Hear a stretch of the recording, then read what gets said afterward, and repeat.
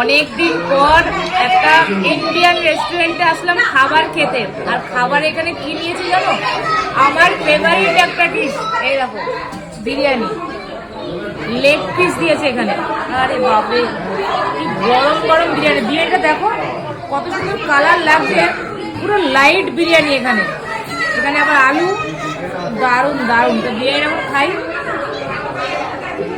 ও হো হো, দারুণ। সাথে দিয়েছে টমেটো, পেঁয়াজ, শসা, সাথে কাঁচা লঙ্কা অ্যান্ড লেবু। আর বিরিয়ানির সাথে অবশ্যই পেঁয়াজ, ওপরে আবার গোলমরিচ দিয়ে দেয়, কত সুন্দর।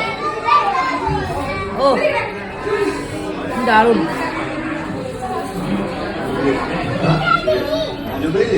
এদিকে তাকা।